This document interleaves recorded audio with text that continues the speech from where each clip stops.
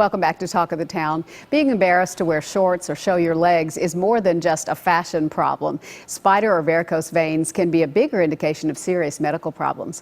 Let's get some expert advice now from Dr. Billy Kim. He's a board-certified vascular surgeon. Nice to have you with us today. Thank you. Nice All right, so you say this is more than just, an unsightly problem. It could be a bigger medical concern. Talk about that. Yes, absolutely. So simply because you have some spider veins or varicose veins in your legs, it's not just a simple cosmetic problems. Now, a lot of times patients may have problems of swelling, pain, fatigue, heaviness in the legs, and just really difficulty getting up and about. And in addition to that, having varicose veins and spider veins could be it's like the tip of the iceberg. There could be something underneath that needs to be addressed. So when you evaluate someone like that, what kinds of things are you finding? So we usually do, excuse me, a physical exam and a history to figure out how long it's been going on for. Do they have any strong family history? Have they had blood clots before? And then also an ultrasound to see if there is incompetency of the valves within the veins. Okay, we've got some before and after pictures. And looking at this first one, I would have thought perhaps that this was a varicose vein, but you say that it's actually not. No, so the first one, pictures. It'll be coming up in just a moment, I'm sure. There it is. So those are actually reticular veins. They're Okay. kind of like in between spider veins and varicose veins. The reticular veins, they're all in the same family, and they're kind of dependent on the diameter of the veins.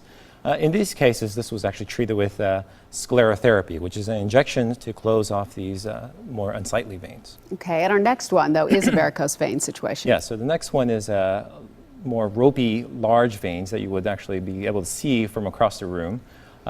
These are removed, something called stab phlebectomies. So what that is actually physically removing the varicose veins that are in your legs. And so that doesn't cause a circulation problem afterward? No, it doesn't. So these are, I like to call them cul-de-sacs in your legs. So they're really not connected with the main flow out of your legs. And these have stretched out due to pressure. Again, it could be a family history related to it. And so physically removing these veins doesn't affect any flow. And I think we have one more picture we can show, another case of varicose veins. These are not limited to just women. Men have these equally. Yes, so predominantly women notice them more. Men do have them. They do run in families. Risk factors include family history, staying on your feet for a long period of time, multiple pregnancies, obesity is a risk factor. Also, having blood clots in the past puts you at risk for having these varicose veins. All right, so how long did these treatments take and what's the recovery rate? So it really depends on what is involved in treatment. So if it's simply closing off and something called ablation of the saphenous vein, it doesn't take that long, maybe 30 minutes to 45 minutes.